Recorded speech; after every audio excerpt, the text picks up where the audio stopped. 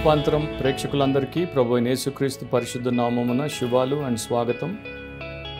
యెషయా 8వ అధ్యాయము 19వ వచనం నుండి 22వ వచనం వరకు, ఐజయా 8:19-22 నేను చదువుతాను, మీరు మీ బైబిల్లో గమనించండి. వారు మిమ్మును చూచి కర్ణ పిశాచి గలవారి యొద్దకును కిచకిచలాడి గొనుగు మంత్రజ్ఞుల యొద్దకును వెళ్ళి విచారించుడని చెప్పునప్పుడు, జనులు తమ దేవుని యొద్దనే విచారింపవద్దా? సజీవుల పక్షముగా చచ్చిన వారి యొద్దకు వెళ్ళదగునా? ధర్మశాస్త్రమును ప్రమాణ వాక్యమును విచారించుడి. ఈ వాక్య ప్రకారం వారు బోధించని ఎడల వారికి అరుణోదయము కలుగదు. అటివారు ఇబ్బంది పడుచు ఆకలి గొని దేశ సంచారము చేయుదురు. ఆకలి గొనుచు వారు కోపపడి తమ రాజు పేరను తమ దేవుని పేరను శాపములు పలుకుచు మీద చూతురు. భూమి తట్టు తేరి చూడగా బాధలను అంధకారమును దుస్సాహమైన వేదనయు కలుగును. వారు గాఢాంధకారంలోనికి తోలివేయబడదరు. ప్రార్థనలో ఏకీభవించండి. పరిశుద్ధుడు అయిన పరమ తండ్రి, మీకే కృతజ్ఞతలు. మీ వాక్యమును బట్టి మీకు స్తోత్రాలు. మీ వాక్యమే లేకపోతే మాకు వెలుగే ఉండేది కాదు, విడుదలే ఉండేది కాదు. మీ వాక్యము ద్వారా మీరు మాకు వివేకమునిచ్చి మీ చిత్త ప్రకారం నడిపించుటకు ఇష్టపడినందుకు కూడా మీకు కృతజ్ఞతలు. కాకపోతే మేము అందరి వలె దారి తప్పిపోక, మేము దుర్నీతిలో పడక, మీ వద్ద మేము నమ్మకమైన వారముగా ఉండటకు మాకు సహాయము చేయమని ఈ వాక్య పరిచర్య ద్వారా అందరికీ మీ కృప, మీ దీవెన అనుగ్రహించమని యేసు పరిశుద్ధ నామమును అడిగి ప్రార్థిస్తున్నాం తండ్రి. ఆమెన్. మెక్సికోలో అండ్ అమెరికాలో కాలిఫోర్నియాలో ఉన్నటువంటి లాస్ ఏంజలస్ లాంటి ప్రముఖ పట్టణాల్లో ఉన్నటువంటి మెక్సికన్ కమ్యూనిటీస్లో, అంటే మెక్సికోకి సంబంధించినటువంటి ప్రజలు ఇక్కడికి వచ్చి స్థిరపడిపోయారు. ఆ సమాజాల్లో ఉన్నటువంటి ఒక బలమైనటువంటి అలవాటు, లేకపోతే వారికి ఉన్నటువంటి ఒక సాంప్రదాయం ఏంటి అంటే, వారందరూ కూడా శాంటా మ్యూరిటే అనే ఒక దేవతకు ప్రార్థన చేస్తారు. శాంటా మ్యూరిటే అంటే సెయింట్ డెత్ అని అర్థం, మరణ దేవత అని అర్థం. సో వీరు మరణ దేవతకి ఎందుకు ప్రార్థన చేస్తారు? ఎందుకంటే రాత్రిపూట వారికి ప్రమాదాలు సంభవించకుండా, ఒకవేళ ఏదైనా దాడి జరిగినప్పుడు, ప్రమాదము జరిగినప్పుడు వారు హింసాత్మకమైనటువంటి మరణానికి అప్పగింపబడకుండా, వారిని ఎవరు అన్యాయముగా బాధ పెట్టకుండా వారిని కాపాడమని చెప్పి ఈ యొక్క మరణ దేవతకు వారు ప్రార్థన చేస్తారు. అండ్ ఈ అలవాటు వందల సంవత్సరాల నుండి ఉంది.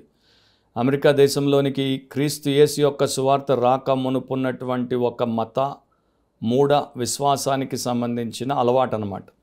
ఇప్పుడు విచిత్రం ఏంటంటే, వీరిలో చాలామంది క్రైస్తవులు అయిన తర్వాత క్రైస్తవ సంఘాలకు వెళ్తారు. క్రైస్తవ సంఘాల్లో వీరికి సభ్యత్వం ఉంది. అండ్ క్రైస్తవ సంఘాల్లో మొదటి తెలిసినప్పుడు సంఘ పెద్దలు దీన్ని నిషేధించారు.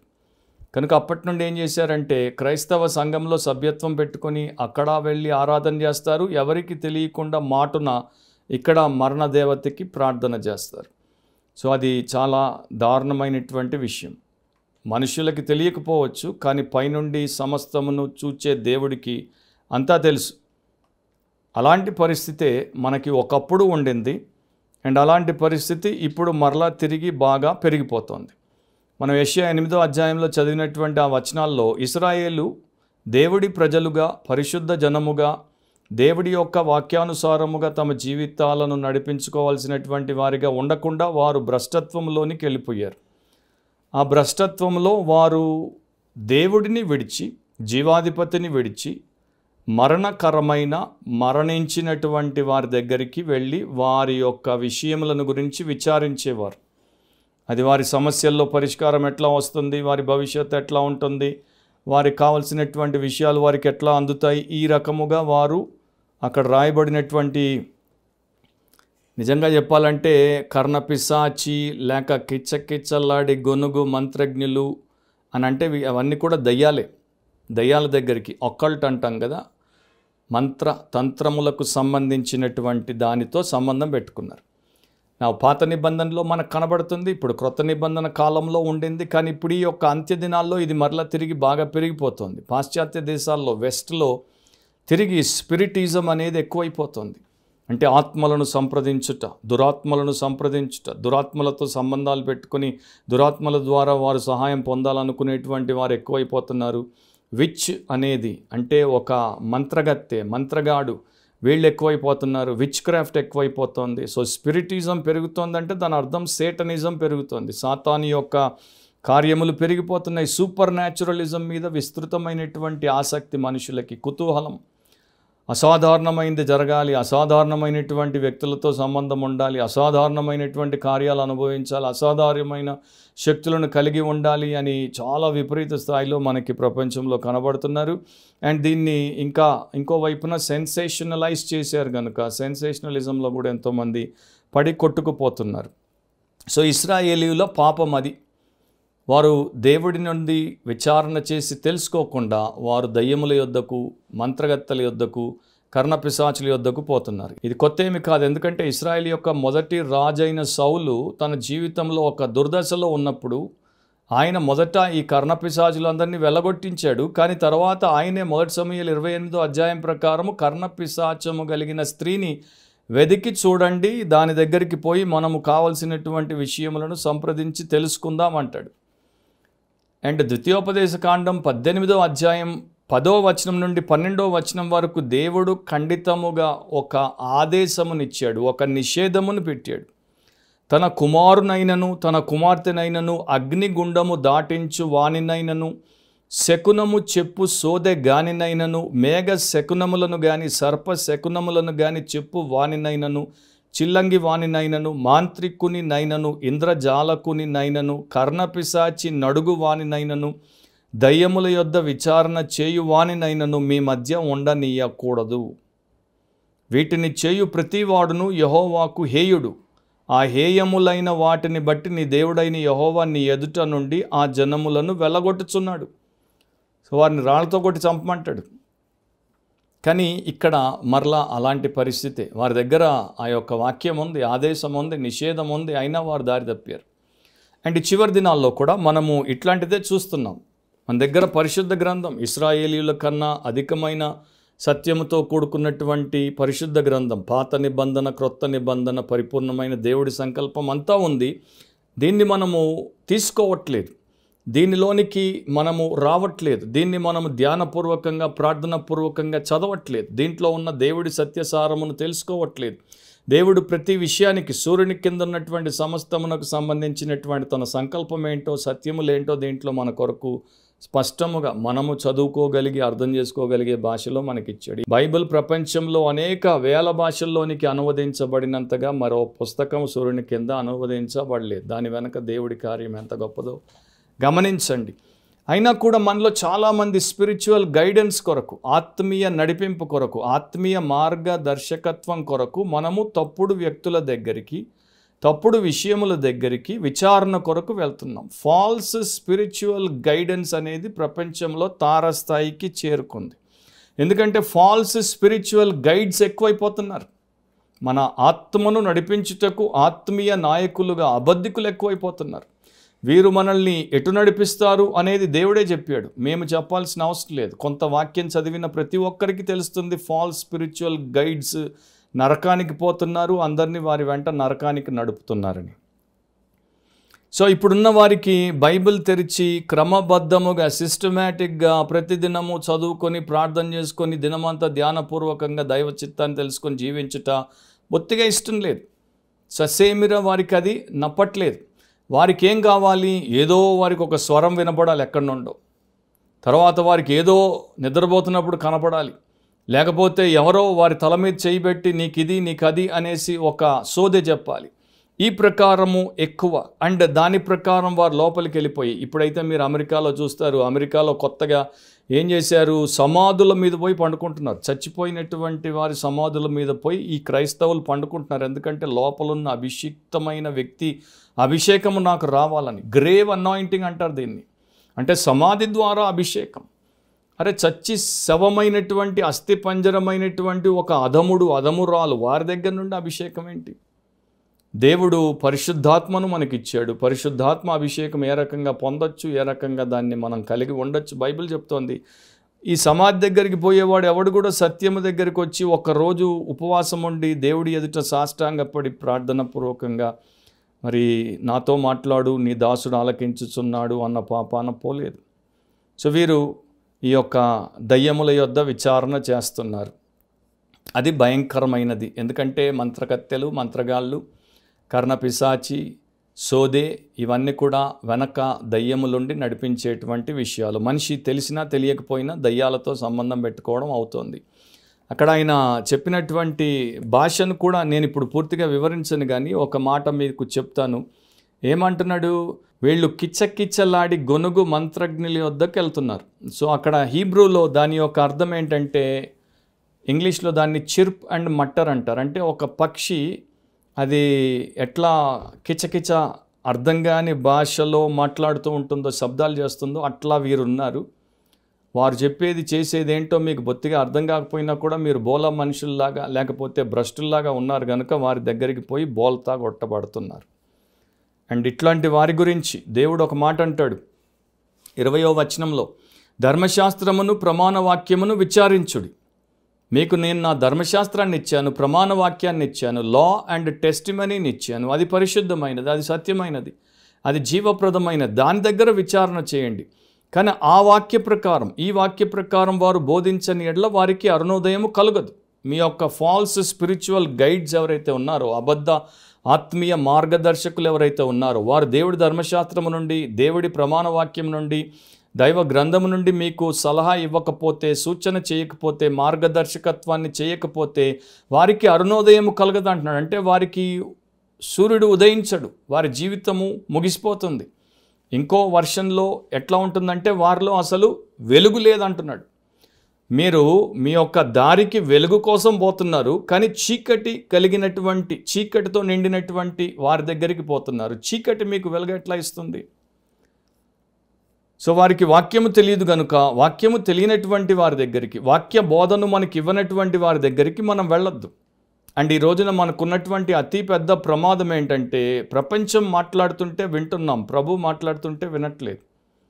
చాలామంది ఉదయమే న్యూస్ పేపర్ తెరిచి దాంట్లో ఉన్నటువంటి జాతక విషయాలను, లేకపోతే దాంట్లో ఉన్నటువంటి నెలసరి వారికి వచ్చేవి రానివి ఉన్నటువంటి అంశములను, ఆ యొక్క న్యూస్ పేపర్లో ఉన్నటువంటి హారోస్కోపు, లేకపోతే అక్కడ ఉన్నటువంటి అస్ట్రాలజీకి సంబంధించిన వాటి మీద ఆధారపడతారు. బైబిల్ తెరిచి దేవుడి యొక్క వాక్యం ప్రకారం నీటి యోర్న నాటబడి తన కాలమందు ఫలమిచ్చు చెట్టు వలె ఎట్లా ఉండాలని దేవుడు చెప్పాడు తెలుసుకోరు.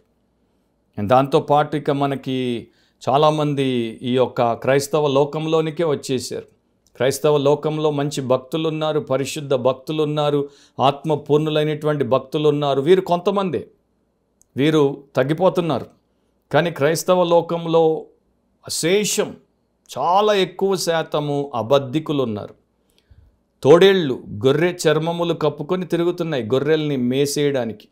అండ్ వీళ్ళని తెలుసుకోకుండా వారి దగ్గరికి మీరు పోతున్నారు. మీకు వాక్యము తెలిస్తే మీరు వారు చెప్పేది ధర్మశాస్త్రం ప్రకారం, ప్రమాణ వాక్యం ప్రకారం బొత్తిగా లేదు, వీరు వెలుగు లేని వారు, వీరు వెలిగింపబడని వారు, వీరు విమోచింపబడని వారు, వీరు వ్యర్థమైన వారు, వీరు మమ్మల్ని వినాశనానికి తీసుకుపోతారని ఇట్టే తెలుసుకునేవారు. కానీ మీకు వాక్యం తెలియదు కనుక, మీలో వెలుగు లేదు కనుక, వాళ్ళలో వెలుగు లేదు అనేది మీకు అర్థం అవ్వట్లేదు. అండ్ వీళ్ళు మనకి ప్రవచనం పేరట ఫీజు, ప్రార్థన పేరట ఫీజు, మరో దాని పేరట ఫీజు. సో అదే మనకి మెయిన్ ఇండికేటర్ అన్నమాట. వీడు వ్యాపారం చేస్తున్నాడు, వీడు నాకు విశ్వాస సంబంధమైనటువంటి బోధ చేయట్లేదు అని తెలుసుకోవడానికి. కానీ తెలుసుకోవట్లేదు. బైబిల్లో ఈ యొక్క విచ్ క్రాఫ్ట్ గురించి అనేక నిషేధాలు, ఖండనలు దేవుడు పెట్టాడు. సో ఈ మంత్ర ప్రయోగాలు చేసేటువంటి విచ్చులు, వీరు the 6th and 7th books of Moses అనేటువంటి 2 గ్రంథాలు వారి యొక్క మంత్రాల కొరకు వాడేవారు. అండ్ వీరి యొక్క ఉద్దేశం ఏంటంటే, ఫరో కాలంలో ఫరో మంత్రగాళ్లను మోషే ఓడించాడు. సో మోషే పెద్ద మంత్రగాడు, తిరుగులేని మంత్రగాడు అని మోషే మంత్రపు పుస్తకాలని 6-7 పుస్తకాలు బైబిల్లో లేవు. అవి వాటిని తెచ్చి ఈ మంత్రగాళ్ళు వాడతారు. దాంట్లో 6వ పుస్తకంలో ఇట్లా రాయబడి ఉంటుందంట, డెవిల్ వారికి ఒక ప్రామిస్ చేశాడు. అంటే అపవాది వారికి ఒక ప్రామిస్ చేశాడు, ఈ పుస్తకాన్ని ఎవడైతే కలిగి ఉంటాడో, ఎప్పుడూ దాన్ని తన వెంట పెట్టుకొని ఉంటాడో, అండ్ దీనిలో రాయబడినటువంటి ఆజ్ఞలను ఎవడైతే పాటిస్తాడో వాడు ఈ పుస్తకాన్ని కలిగి ఉన్నంత వరకు క్షేమంగా ఉంటాడు. సో అందుకని వారు ఆ పుస్తకాన్ని విడిచిపెట్టరు. కానీ వారికి తెలియంది ఏంటంటే, ఎవరైతే తమ వెంట ఆ పుస్తకాన్ని పెట్టుకుంటారో, ఎవరి ఇంట్లో వారి ఫ్యామిలీస్తో ఈ పుస్తకాలు పెట్టారో ఆ కుటుంబాల్లో అరిష్టాలు దాపురించాయి. సైకిక్ డిజార్డర్స్, అనేక రకాల సైకిక్ డిజార్డర్స్, ఎవరికి అర్థం కాని అరిష్టం అంటారు చూడండి, భయంకరమైన పరిస్థితులు దాపురించాయి. వారిని అట్లా వాడు మోసగించాడు. అండ్ ఇప్పటికీ చాలామంది తెలియకుండా ఇక మన సోకాల్డ్ క్రైస్తవ లోకంలో మీరు ఇది చేయాలి, మీరు అది తేవాలి, మీరు ఇది పెట్టుకోవాలి, మీరు అట్లా తిరగాలి, మీరు ఇన్ని వారాలు రావాలి, నానా రకాలుగా చేసినవన్నీ కూడా వాక్యంలో ఎక్కడ రాయబడలేదు. ఎవరు అపోస్తలు అట్లా చేయమనలేదు. ఎవరు అట్లా చేసిన దాఖలా వందల సంవత్సరాల క్రైస్తవ చరిత్రలో ప్రపంచవ్యాప్తంగా మనకి పెద్దగా కనబడదు. కొత్తవన్నీ ఇప్పుడు తీసుకుని వచ్చేస్తే వాక్యం తెలియని వారు మోసపోతున్నారు. సో క్రైస్తవులు ఏం చేయాలి? దేవుడు ఆల్రెడీ చాలా స్పష్టంగా చెప్పాడు. ఇక్కడే మనకి ఎంత స్పష్టంగా దేవుడు చెప్తున్నాడు 19వ వచనంలో, జనులు తమ దేవుని యొద్దనే విచారింపవద్దా? సో నీవు దేవుడి బిడ్డవైతే, నీవు దేవుడి యందు విశ్వాసం కలిగినటువంటి వ్యక్తివైతే, దేవుడి దాసుడవు దాసురాలవైతే దేవుడి యొద్ద విచారణ చేయవద్దా? దేవుడే అడుగుతున్నాడు ప్రశ్న. దయ్యాల దగ్గరికి ఎందుకు పోతున్నావు విచారణ చేయడానికి? దేవుడున్నాక, దేవుడి వాక్యం ఉన్నాక దయ్యాలతో నీకెందుకు పని? దయ్యాలు నాశనం చేస్తాయి. దేవుడే నీకు నిత్య జీవం ఇచ్చి నిత్యము తనతో నిలబెడతాడు. సజీవుల పక్షముగా చచ్చిన వారి యొద్దకు వెళ్ళదగునా? అరే బతుకున్నోళ్ళ కోసం నువ్వు అది ఇది తెలుసుకోవడని చచ్చినోడి దగ్గరికి, మృతుల దగ్గరికి, లేకపోతే ప్రేతల దగ్గరికి ఎందుకు పోతున్నావు? ఇప్పటికి కూడా చాలా సమాధులకు వెళ్తారు, గోరీల దగ్గరికి వెళ్తారు, అక్కడ ఉన్నటువంటి వాళ్ళతో ఇది అది చెప్పించుకోవడానికి. 16వ వచనంలో గమనించండి, యెషయా 8లో, ఈ ప్రమాణ వాక్యమును కట్టుము, ఈ బోధను ముద్రించి నా శిష్యులకు అప్పగింపుము. సో దేవుడు అంటున్నాడు, ఈ ప్రమాణ వాక్యాన్ని కట్టి ఈ బోధను ముద్రించి నా శిష్యులకు ఇవ్వు. నా శిష్యులు నా దగ్గర నేర్చుకుంటారు, నా విద్యార్థులు వారికి నేను నా వాక్యము ద్వారా సత్యము నేర్పిస్తాను, వారిని నేను నడిపిస్తాను, వారికి ఇవ్వు. సో ఇచ్చాడు దేవుడు మనకి. సో ఈ ధర్మశాస్త్రమును, ఈ ప్రమాణ వాక్యమును మనం విచారిస్తున్నామా? మీరు తెలుసుకుంటున్నారా? రోజు దేవుడి వాక్యాన్ని పఠిస్తున్నారా? ధ్యానిస్తున్నారా? మీకు అర్థం కాకపోతే మంచి భక్తుల దగ్గర, బయట వాళ్ళని అడగాల్సిన అవసరం లేదు. మీరు గూగుల్లోకి వెళ్తే మంచి కామెంటరీస్ ఉన్నాయి. ఆ కామెంటరీస్లో ప్రతి కామెంటరీ గురించి నేను చెప్పట్లేదు, ఏ కామెంటరీ పర్ఫెక్ట్ కాదు, కానీ మంచి భక్తుల నిజ నిర్ధారణ చేయబడి, అంటే రుజువు చేయబడిన కామెంటరీస్ ఉన్నాయి. ఇంగ్లీష్లో ఉన్నాయి, తెలుగులో కూడా ఇప్పుడు గూగుల్ ట్రాన్స్లేట్ ద్వారా ఆ ఇంగ్లీష్లో ఉన్నదాన్ని తెచ్చిపెట్టుకుంటే అది తెలుగులో కూడా అనువదిస్తుంది. అఫ్కోర్స్ 100% అనువాదం కరెక్ట్ కాదు, 70% అనుకోండి, సమ్టైమ్స్ 80%, బట్ అయినా కొంత కష్టపడితే తెలుసుకోవచ్చు. ముసలోళ్ళని నేను చూశాను. ఈనాడు ఒక ముసలాయన చదువుతున్నాడు, ఆయనకి చూపు తగ్గిపోయింది, ఇంత పెద్ద భూతద్దం కొనుక్కున్నాడు. ప్రతిరోజు 2 గంటలు, ఇంకో పని లేదు కదా, ప్రతిరోజు 2 గంటలు ఆ భూతద్దం పెట్టుకొని ఈనాడు చదువుతాడు. నాకు అనిపించింది, ఈ ముసలోడికి అంత ఓపిక, భూతద్దం కొన్నాడు అంటే ఆలోచన చేశాడు, ఈనాడుని పెట్టి చదువుతున్నాడు. దాంట్లో ఏం పెద్ద బ్రతుకు తెరువుకి సంబంధించిన విషయాలు కూడా లేవు, అన్ని దుర్వార్తలు ఉంటాయి, లేకపోతే ప్రపంచానికి సంబంధించిన వార్తలు ఉంటాయి. అండ్ మనలో ఎంతమంది భూతద్దాలు కొని బైబిల్ చదువుతున్నారు? మీకు చూపు బాగా ఉండి కూడా మీరు చదవట్లేదు. సో మీకు మీరే అన్యాయం చేసుకుంటున్నారు, మిమ్మల్ని మీరే కొట్టుకుంటున్నారు. ఓ హెన్రీ అనేటువంటి వ్యక్తి చనిపోయే ముందు ఇట్లా అన్నాడు గట్టిగా, turn up the lights, I do not want to go home in the dark. లైట్లు వేయండి, నేను చీకట్లో నా ఇంటికి పోదలుచుకోలేదు. అంటే చనిపోయి ఇంటికి, దేవుడి సన్నిధికి పోకుండా నేను లైట్లోనే ఉండి పోతానంటున్నాడు. సో దేవుడు మనకి ఈ యొక్క లైట్ని ఇచ్చినా మనం ఆర్పి కూర్చున్నాం, చీకట్లో బతికి చీకటినే సంప్రదించి చీకట్లో కొట్టుకుపోతే ఎట్లా? గోతే అనేటువంటి ఇంకొక ప్రముఖుడు, ఆయన మోర్ లైట్ అన్నాడు. ఇంకా అధిక వెలుగు నాకు కావాలన్నాడు.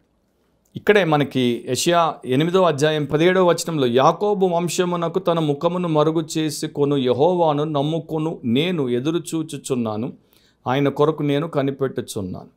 సో ఇక్కడ ఉన్నటువంటి వ్యక్తి ఎంతగా దేవుడి కొరకు కనిపెడుతున్నాడు, ఎదురు చూస్తున్నాడు, కనిపెడుతున్నాడు. 2 సార్లు అంటున్నాడు. దేవుడు తన ముఖాన్ని యాకోబు వంశానికి మరుగు చేసుకున్నా కూడా నేను దేవుడినే నమ్ముకుంటాను, దేవుడి కోసం వెయిట్ చేస్తాను. సో మనం అట్లా దేవుడి దగ్గర విచారణ చేస్తే దేవుడు మనకెందుకు సత్యమును చూపించడు. సో ఎవరి దగ్గర అయితే వెలుగు లేదో వారి దగ్గర వాక్యము లేదు. వాక్యము లేనోడికి వెలుగు లేదు. అది గుర్తుపెట్టుకోండి. వారు మనల్ని నడిపించలేరు.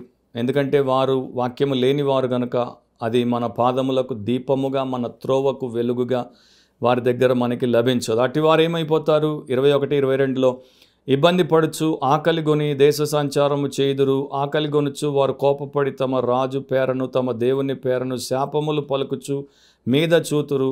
భూమి తట్టు తేరి చూడగా బాధలను అంధకారమును దుస్సాహమైన వేదనయు కలుగును. వారు గాఢంధకారంలోనికి తోలివేయబడదరు. సో వారి గతి అధ్వాన్నంగా ఉంటుంది. వారు నిత్య నాశనానికి తీసుకుపోబడతారు. మీరు అలా నశించకుండా జాగ్రత్త పడండి. అమెరికాలో మిషిగన్ అనే ప్రాంతంలో ఒక రివర్ ఉంది. దాన్ని సెయింట్ మేరీస్ రివర్ అంటారు. ఇది యాక్చువల్గా మిషిగన్ అమెరికాలో ఉన్న పట్టణం, ఒంటారియో కెనడాలో ఉన్న పట్టణం, ఈ రెండింటి మధ్యలో ఉండే ఒక నది. అండ్ ఇది కొంచెము బాగా వంకర టింకర్లు ఉండేటువంటి నది. కానీ అక్కడికి పెద్ద పెద్ద అంతర్జాతీయ నౌకలు వస్తాయి, ప్రయాణాలు చేస్తాయి. కనుక వారు ఏం చేశారంటే నౌకలు ప్రమాదాల్లో పడిపోకుండా, ఇది వంకర్లు ఎన్ని తిరిగినా కూడా దీన్ని మరి వారు అధిగమించి సూటిగా అవతల వారు రేవుకు రావడానికి రేంజ్ మార్క్స్ అని 2 గుర్తులు ఏర్పాటు చేశారు. ఒకటి ఇక్కడ ఉంటుంది అండ్ ఇంకొకటి అవతల ఉంటుంది.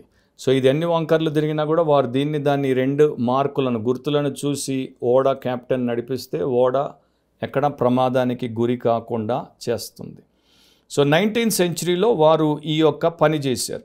ఇటువైపు ఒకటి పెట్టారు అండ్ ఒక లైన్ని మధ్యలో ఉన్నటువంటి చెట్ల మీద అంతా వాటిని క్లీన్ చేసుకుంటూ వచ్చేసి అవతల వైపు ఇంకొకటి రెండింటిని పెట్టారు.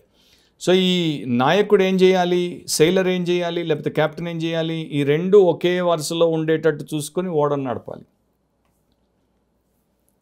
అట్లా 2 మార్క్స్ లైన్లో కలిసి వచ్చినప్పుడు అతనికి ప్రమాదం లేదు. సో అలాగే దేవుడు తన వాక్యములో ఆయన యొక్క ఆత్మ ద్వారా మనకి ఇవ్వబడినటువంటి సత్యమును పెట్టాడు. అండ్ సత్యానికి ఆయన పాత చరిత్రను, నూతన నిబంధన చరిత్రను రుజువుగా పెట్టాడు. దేవుడు తన ప్రజలను ఎట్లా నడిపిస్తాడు, ఎట్లా నడిపించాడు, అండ్ మనల్ని ఎట్లా నడిపించగలడు, మనం ఎట్లా నడుచుకోవాలన్నీ కూడా వాక్యంలో ఉన్నాయి. మనం దారి తప్పకుండా, మనం ఎక్కడా ప్రమాదానికి గురి కాకుండా అంతా దీంట్లో ఆయన పెట్టాడు. ధర్మశాస్త్రమును, ప్రమాణ వాక్యమును మనకిచ్చాడు. మనము అటు ఇటు పోతే ఎట్లా? సో ముగింపులో నా అంశాన్ని నేను ఇంకా మీకు చెప్పలేదు. అంశం ఏంటంటే ఇది ఒక హెచ్చరిక సందేశము. చెక్ చెక్ చెక్, తనిఖీ, పరిశీలన, పరీక్షించు. నీకు ఎవరు ఏ రకమైనటువంటి ఆలోచన చెప్పినా, సలహా ఇచ్చినా, సూచన చేసినా, బోధ చేసినా, లేక మరో రకంగా నిన్ను నడిపించే ప్రయత్నము చేసిన నీవు వారు ధర్మశాస్త్రానుసారంగా, దేవుడి వాక్యానుసారంగా, ప్రమాణ వాక్యం ప్రకారమే, వాక్యంలో దేవుడు చెప్పినటువంటి రీతిలోనే చెప్తున్నారా, మరో రకంగా చెప్తున్నారా? మరో రకంగా చెప్తుంటే వారు దైవ సంబంధులు కారు, వారిలో వెలుగు లేదు. అండ్ అట్లాంటి వారి మాట విని నడవాల్సిన అవసరం నీకు లేదు. అది దేవుడికి వ్యతిరేకంగా చేసే పాపం అవుతుంది. కనుక ఇప్పటిదాకా అట్లా ఉంటే క్షమాపణ అడగండి. నాకు కూడా కొంతమంది, ఎక్కువ మంది కాదు, ఎందుకంటే నేను ప్రవక్తను కాదు, నేను అపోస్తలుని కాదు, నేను పెద్ద అంతా నాకే తెలుసు అని చెప్పుకునేటువంటి సేవకుడిని కాదు. కనుక కొందరు ఫోన్ చేసి అడుగుతుంటారు, ఈ విషయంలో రేపు ఏం జరుగుతుందో చెప్తారా, అది ఎక్కడుందో చెప్తారా, ఇట్లా అయింది, దేనికి ఎందుకు అయిందో చెప్తారా, నాకు ఈ కల వచ్చింది కారణం ఏంటో చెప్తారా, దీని వివరణ ఇస్తారా? అవన్నీ చెప్పడానికి నేను లేను, వాక్యం చెప్పడానికి నేను ఉన్నాను. వాక్యం గురించి చెప్పాల్సింది నాకు తెలిసిన కొంత నేను నమ్మకంగా నీతితో చెప్పే ప్రయత్నం చేస్తున్నాను. మనకు అన్ని విషయాలు తెలియాల్సిన అవసరం లేదు. మనకున్న కొంత మనం తెలుసుకొని దాంట్లో మనం జాగ్రత్తగా విధేయులముగా బ్రతికితే చాలు, వర్ధిల్లుతాం. అలాంటి కృప దేవుడు మీకు, మీ కుటుంబానికి, మీ సంఘానికి అనుగ్రహించునుగాక. ప్రార్థనలో ఏకీభవించండి. ప్రేమ స్వరూపుడవు, పరిశుద్ధుడవు అండ్ మీ యొక్క ప్రమాణ వాక్యములతో మమ్మను మీ పరిశుద్ధ దారుల్లో నడిపించు దేవాది దేవుడవు, నీ కోట్ల స్తోత్రాలు. మాలో ఏ ఒక్కరూ ఇశ్రాయేలు పరిశుద్ధ దేవుని యొక్క జ్ఞానం మాకు అక్కర్లేదు అని అనని వారిగా ఉండినట్లు సహాయం చేయండి. యేసు ప్రభువే తన వాక్యము ద్వారా మాకు జ్ఞానముగా మారినట్లు మాకు సహాయం చేయండి. సత్యస్వరూపి అయిన ఆత్మే మాకు నిజమైన మార్గదర్శిగా ఉండనట్లు సహాయం చేయండి. మా ఇప్పటి వరకు చేసిన పాపములను క్షమించి పవిత్రపరచండి. ఇక అలా మేము చేయకుండా నిజమైన దేవుడిని, నిజమైన జ్ఞానమును, కలిగి జీవించట కృప చూపించమని, ఈ ప్రియులందరినీ అట్లా తయారు చేయమని యేసు పరిశుద్ధ నామమును అడిగి ప్రార్థిస్తున్నాం తండ్రి. ఆమెన్.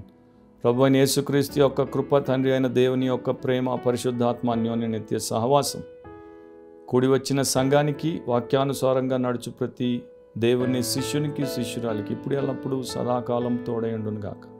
ఆమెన్.